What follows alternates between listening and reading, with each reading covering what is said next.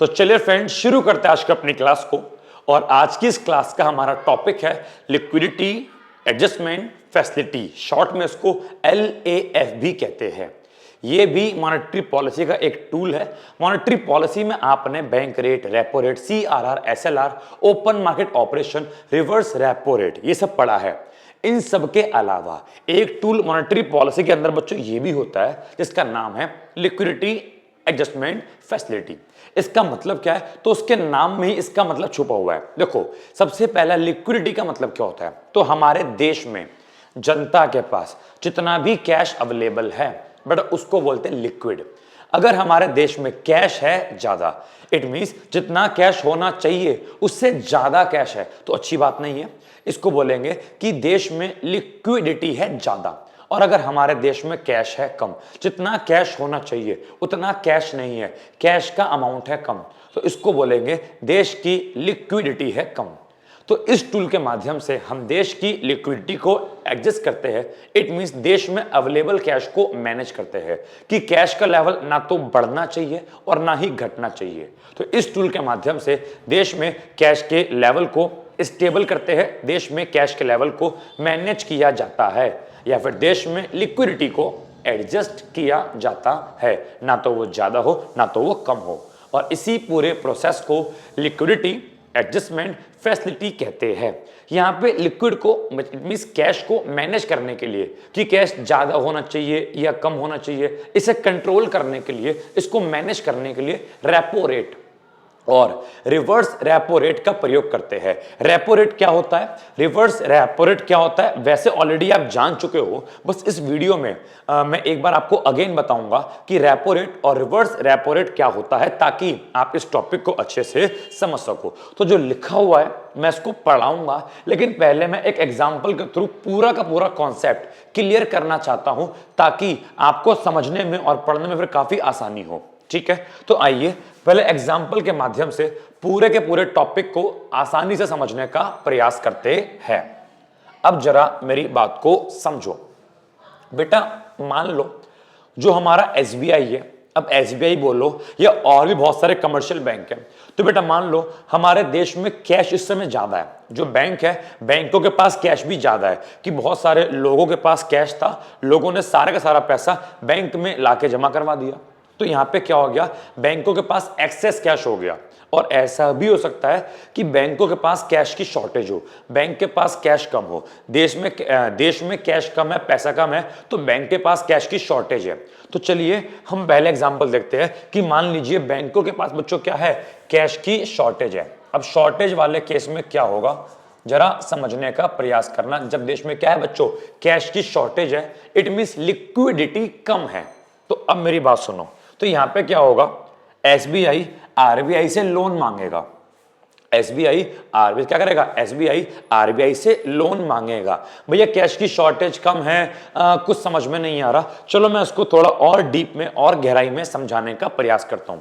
बच्चों आपको पता होगा, ये मैंने आपको पहले पढ़ा रखा है कि आपको पता होगा कि जो हमारा SBI है, जो हमारा स्टेट बैंक ऑफ इंडिया है, जो भी कमर्शियल बैंक है बेटा, उनको CRR और SLR मेंटेन करना पड़ता है। उन्हें कुछ पैसा RBI के पास और कुछ पैसा बेटा मान लो अपने खुद के पास मेंटेन करना पड़ता है, दैट इज CRR और SLR।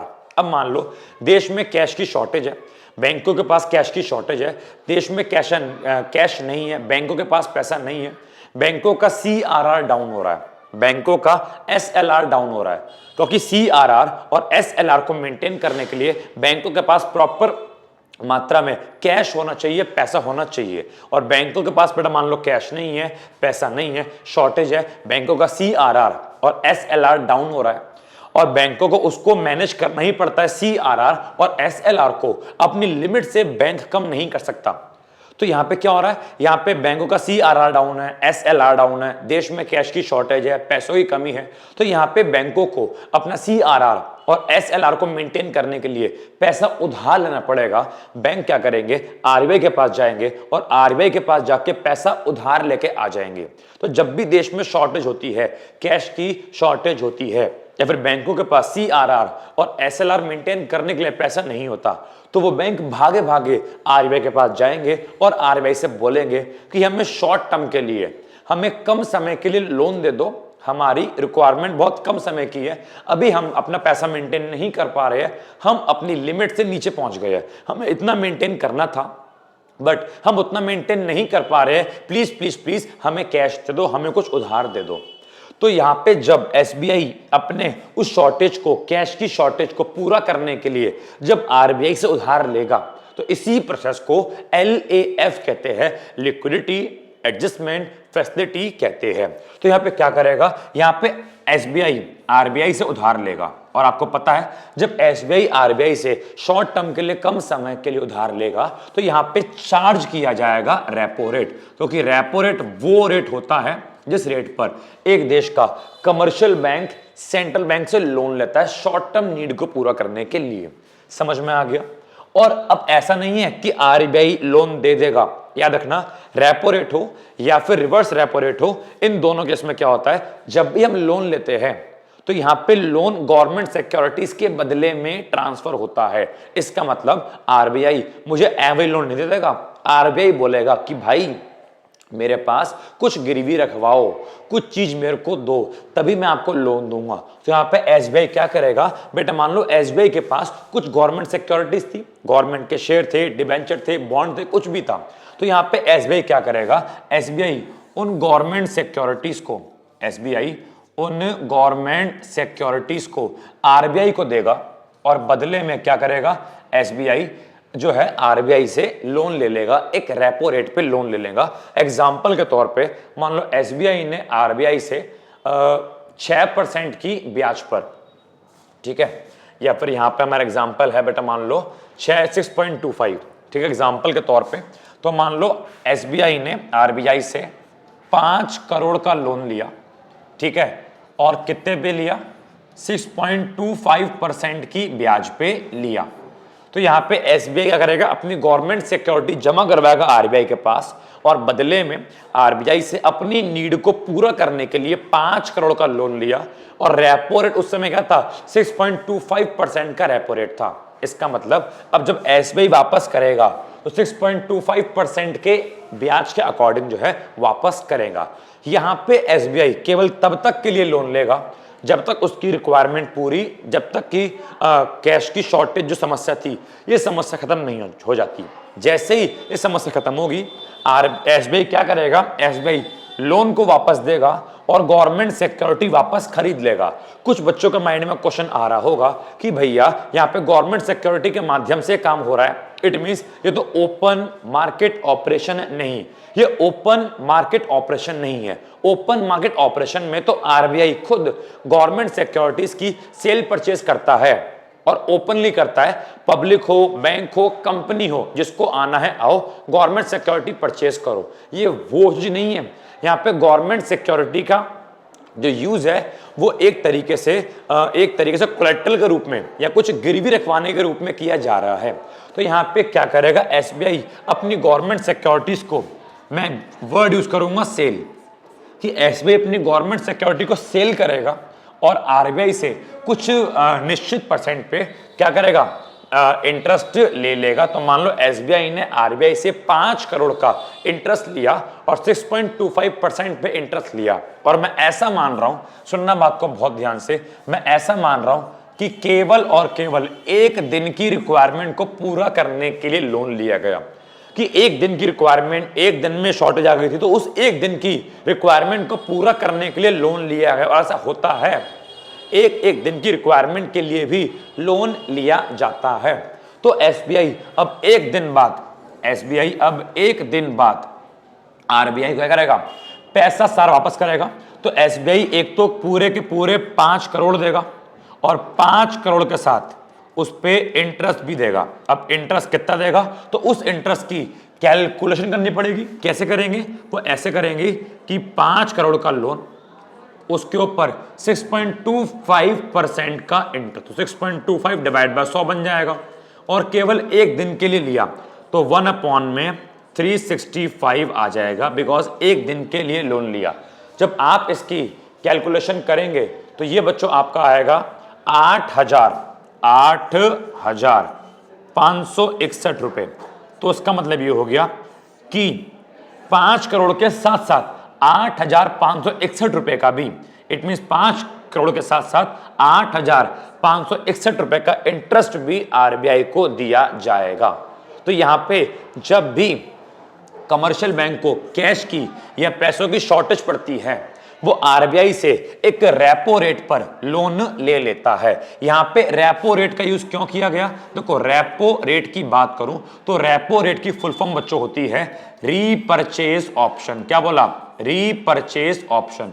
रीपरचेज ऑप्शन का मतलब यह है कि अभी हम आपको बेच रहे हैं, लेकिन हम वापसी आपसे रीपरचेज कर लेंगे, हम इसको वापस आपसे खरीद लेंगे। कि एसबीआई ने बोला अभी हम आपको सेल कर रहे हैं ना गवर्नमेंट सिक्योरिटी, लेकिन जब हम आपका प्रिंसिपल, जब हम लोन और इंटरेस्ट वापस कर देंगे, तो हम इन गवर्नमेंट सिक्योरिटी को वापस रीपरचेज कर लेंगे, आपसे वापस से पुनः खरीद लेंगे। दैट्स वाई इसको बोला गया रेपो रेट या फिर रीपरचेज एग्रीमेंट या फिर रीपरचेज ऑप्शन। तो शॉर्टेज वाले केस में एसबीआई आरबीआई से लोन लेता है रेपो रेट पर। बताओ, समझ में आ गया? अगर समझ में आ गया तो वीडियो पॉज करो और उसको नोट करो। नोट हो गया? तो शॉर्टेज वाले केस में सिक्योरिटी को सेल करेंगे और बदले में लोन लेंगे, और जब हमारा टाइम पूरा हो जाएगा तो लोन की पेमेंट वापसी करेंगे विद रेट ऑफ इंटरेस्ट, और बदले में जो सिक्योरिटी बेची थी उसको वापस रीपरचेज कर लेंगे। तो शॉर्टेज वाले केस में ऐसा होता है। लेकिन हम एज्यूम करते हैं, मान लीजिए सेकंड केस, अब शॉर्टेज नहीं है, अब बेटा मान लो बैंकों के पास एक्सेस पैसा, एक्सेस मनी है। अब मैंने बोला एक देश में कैश को मैनेज करना पड़ता है, ना तो कैश होना चाहिए ज्यादा और ना ही कैश होना चाहिए कम। इस वाले केस में बेटा मान लो बैंकों के पास एक्सेस पैसा है। अब एक्सेस वाले केस में क्या होगा?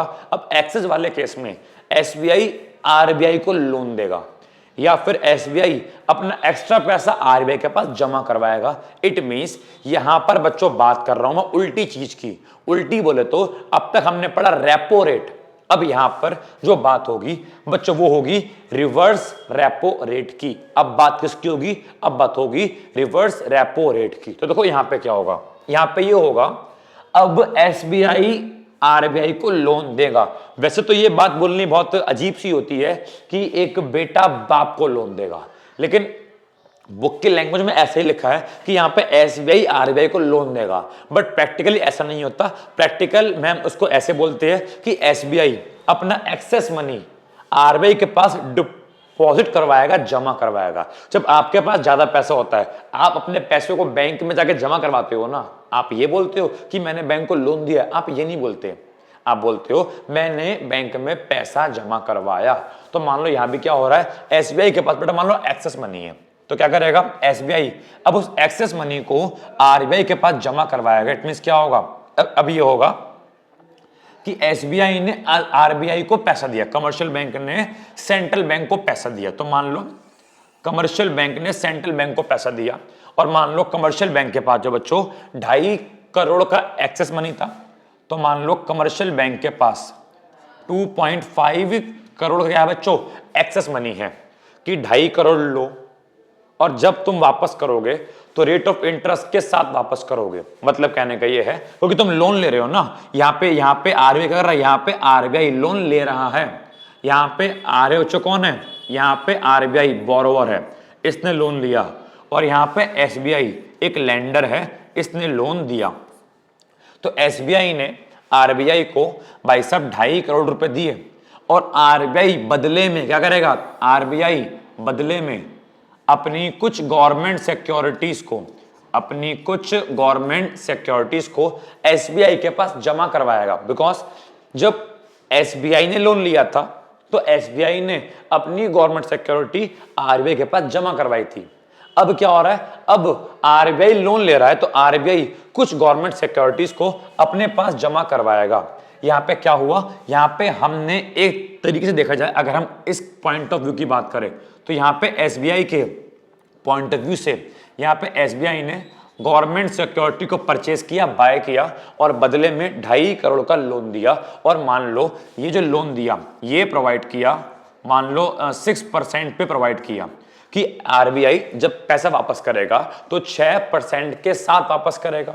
और ऐसा मान लो कि ये भी एक दिन के लिए हुआ कि एक दिन के लिए एसबीआई ने अपना पैसा आरबीआई को दिया और आरबीआई एक दिन बाद क्या करेगा, अब 2.5 करोड़ और उस पे 6% का ब्याज वापस करेगा।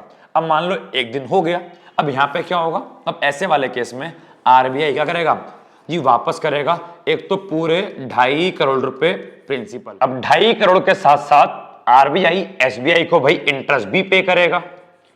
और अगर इंटरेस्ट की कैलकुलेशन की जाए तो देखो 2.5 करोड़ का लोन हो गया, ठीक है जी, उसके ऊपर 6% का ब्याज 6/100, लेकिन केवल एक दिन के लिए, तो 1/365। अगर आप इसको सॉल्व करोगे तो आपका इंटरेस्ट बच्चों आ जाएगा 4,109 रुपए।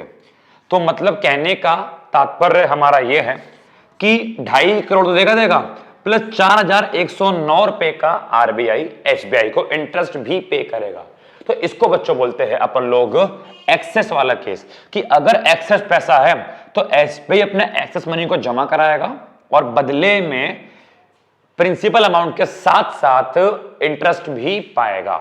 ऐसा करना देश में जरूरी होता है ताकि देश में जो कैश है एक लेवल में रहे। अगर कैश ज्यादा होगा तो पैसे को जमा करा देंगे भैया, इंटरेस्ट कमा लेंगे, और अगर पैसा कम होगा तो लोन ले लेंगे और इंटरेस्ट के साथ लोन के वापस कर देंगे। लेकिन इन सब के बीच में गवर्नमेंट सिक्योरिटीज के साथ ये होगा कि गवर्नमेंट सिक्योरिटीज को भी खरीदा बेचा जाएगा, गवर्नमेंट सिक्योरिटीज को भी यहां से वहां और वहां से यहां ट्रांसफर किया जाएगा। ठीक है, तो चलिए, तो आपने पढ़ लिया रिवर्स रेपो रेट में क्या होता है और आपने पढ़ लिया कि रेपो रेट में क्या होता है। आपको दोनों ही केस मैंने बता दिए। अब आइए इसको एक बार नोट से भी पढ़ने का प्रयास करते हैं, ट्राई करते हैं। पेपर में इसके ऊपर शॉर्ट नोट आता है तो आप जो है ये लिख के आइएगा, और जैसे मैंने डायग्राम बनाया अब वैसे भी बना के आ सकते हैं। चलो भाई, अब जरा शॉर्ट नोट देखो, तो यहां पे क्या लिखा है, अ लिक्विडिटी एडजस्टमेंट फैसिलिटी या LAF is a tool used in monetary policy. Monetary policy में यूज होने वाला टूल है, primarily by the RBI, that allows banks. यहां पे बैंक्स का मतलब क्या है जी, यहां पे बैंक का बच्चों मतलब है कमर्शियल बैंक। ये पढ़ते हैं पूरा, to borrow money through repurchase agreement repos और to make loan to the RBI through reverse repo agreement. ये क्या बोलता है कि इस केस में, इस फैसिलिटी में आरबीआई अलाउ करता है किसको, बैंकों को, कमर्शियल बैंकों की। आरबीआई कमर्शियल बैंक को अलाउ करता है टू बोरो मनी, कि कमर्शियल बैंक जो है वो आरबीआई से पैसा उधार ले सकते हैं। अगर कमर्शियल बैंकों को कैश की शॉर्टेज है तो आरबीआई के पास आओ और पैसा उधार ले लो, लेकिन किसके थ्रू, रेपो के थ्रू, रेपो रेट के थ्रू, या फिर इसको रीपर्चेज ऑप्शन या फिर रीपर्चेज एग्रीमेंट भी कहते हैं। और तो और अगर कमर्शियल बैंक के पास ज्यादा पैसा है, एक्सेस पैसा है, मेक लोन टू आरबीआई, तो वो आरबीआई को भी लोन दे सकते हैं। आरबीआई कमर्शियल बैंक से लोन ले लेगा और बदले में क्या देगा, रिवर्स रेपो देगा। इट मींस अगर आरबीआई लोन लेगा तो रिवर्स रेपो रेट पे करेगा, और अगर आरबीआई लोन देगा तो बदले में रिवर्स रेपो लेगा। तो यहां पे रिवर्स रेपो और रिवर्स रेपो रेट का यूज किया जाता है। This arrangement is effective in managing liquidity pressure and assuring basic stability in the financial market. बोलता है ये अरेंजमेंट देश में लिक्विडिटी प्रेशर को, इट मींस लिक्विडिटी को कि ज्यादा या कम, उसको मैनेज करने के लिए काफी इफेक्टिव है। और अगर देश में लिक्विडिटी मैनेज होगी, स्टेबल रहेगी, ना तो ज्यादा कैश ना कम कैश, तो ऐसे केस में जो बच्चों फाइनेंशियल मार्केट है, जो शेयर मार्केट है, जो मनी मार्केट है, बेटा वो भी आपकी स्टेबल रहेगी। शेयर मार्केट या मनी मार्केट में भी ज्यादा उतार चढ़ाव नहीं आएगा। आगे बोलता है द आरबीआई कैन मींस इसके अलावा आरबीआई इसका यूज और कहां कर सकता है, तो RBI can use the liquidity adjustment facility to manage high level of inflation. Yes, देश में इन्फ्लेशन को मैनेज करने के लिए भी हम LAF का प्रयोग कर सकते हैं। कैसे कि अगर आरबीआई रेपो रेट को इंक्रीज कर दे, रेपो रेट को बढ़ा दे, तो देखो रेपो रेट के बढ़ने से होता क्या है, जरा इस बात को समझना। रेपो रेट के बढ़ने से इन्फ्लेशन या महंगाई किस प्रकार कंट्रोल होती है, जरा इस चीज को भी साइड बाय साइड समझने का प्रयास करना। ये सॉफ्टवेयर ओपन नहीं हो रहा है, चलो यहां पे ओपन नहीं हो पा रहा तो इसको मैं यहां पे समझाता हूं आप लोगों को। देखो मैं यहां पे समझाता हूं, अगर मान लो रेपो रेट को बढ़ा दिया जाए तो रेपो रेट के बच्चों बढ़ने का मतलब समझो क्या होता है। अब मैं एक जनरल बात कर रहा हूं, अब मैं एक दिन की बात नहीं कर रहा, मैं वन डे वाली बात नहीं कर रहा, मैं जनरल रेपो रेट की बात कर रहा हूं। होता क्या है, अगर रेपो रेट को बढ़ा दिया जाएगा तो जो हमारे कमर्शियल बैंक है उनको लोन महंगा मिलेगा, बिकॉज कमर्शियल बैंक जो है लोन लेते हैं तो उस पर रेपो रेट पे करते हैं। रेपो रेट वो रेट है जिस रेट पर एक देश का कमर्शियल बैंक सेंट्रल बैंक से लोन लेता है। अगर रेपो रेट बढ़ जाएगा तो कमर्शियल बैंक को लोन मिलेगा महंगा। मान लो रेपो रेट 6.25% है, अगर ये बढ़ के 8.25% हो गया तो यहां पे क्या होगा, कमर्शियल बैंक को लोन मिलेगा महंगा। इसको बच्चों बोलते हैं कॉस्ट ऑफ बोरिंग। जो कमर्शियल बैंक के लोन लेने की कॉस्ट है बच्चों बढ़ जाएगी। कमर्शियल बैंक को लोन जो सस्ता मिल रहा था, क्योंकि जब रेपो रेट 6.25% था तो केवल 6.25% का इंटरेस्ट पे करना था, अब 8.25 का इंटरेस्ट पे करना पड़ेगा, कमर्शियल बैंक को लोन मिलेगा महंगा। अब जब कमर्शियल बैंक को लोन मिलेगा महंगा तो कमर्शियल बैंक मार्केट में लोन बांटेगा महंगा, जिससे कि मार्केट रेट ऑफ इंटरेस्ट बच्चों बढ़ जाएगा। क्योंकि जब कमर्शियल बैंक को ही लोन महंगा मिल रहा है तो कमर्शियल बैंक आगे भी लोन महंगा देगा, जिससे कि मार्केट का रेट ऑफ इंटरेस्ट बढ़ जाएगा, जनता को लोन मिलेगा महंगा। जब जनता को लोन मिलेगा महंगा तो जनता डिस्करेज होगी कि लोन महंगा मिल रहा है, हम लोन नहीं लेंगे। जब जनता डिस्करेज होगी, जनता लोन नहीं लेगी। जब जनता लोन नहीं लेगी तो देश में लोन कम बटेगा, बिकॉज लोन का इंटरेस्ट इतना ज्यादा है, जनता लोन नहीं लेना चाह रही। जनता लोन नहीं लेगी तो जनता की जेब में पैसा नहीं जाएगा। अगर जनता बैंक में जाती और लोन लेती, जनता की जेब में पैसा होता, देश में पैसा बढ़ जाता। जनता लोन नहीं ले रही, जनता के पास पैसा नहीं आ रहा, इट मींस देश में पैसा कम, बिकॉज जनता ने लोन नहीं लिया। देश में पैसा कम बोले तो मनी सप्लाई का लेवल कम, और अगर मनी सप्लाई का लेवल कम, देश में पैसा कम होता है तो इससे बच्चों देश में प्राइस का लेवल भी गिर जाता है। तो जो देश में इन्फ्लेशन थी, प्राइस काफी बढ़ रहे थे, उस प्राइस को गिराया भी जा सकता है अगर रेपो रेट को बढ़ा दिया जाए। तो वही बात बोल रहा है कि आरबीआई रेपो रेट का प्रयोग करके देश में इन्फ्लेशन को भी कंट्रोल करता है।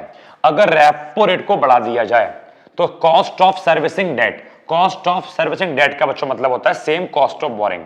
तो कॉस्ट ऑफ बोरिंग बढ़ जाती है, जिसकी वजह से देश में इन्वेस्टमेंट और मनी सप्लाई का लेवल जो है बच्चों रिड्यूस, घट जाता है। क्योंकि जब कमर्शियल बैंक को ही लोन महंगा मिलेगा, कमर्शियल बैंक मार्केट में जनता को रेट ऑफ इंटरेस्ट बढ़ा दे, जनता को लोन महंगा देगा।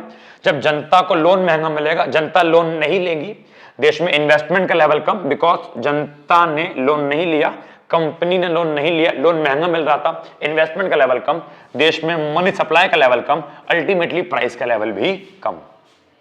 आगे बोलता है the RBI introduce the LAF as a part of the outcome of the Narasimham committee on banking sector reform of 1998।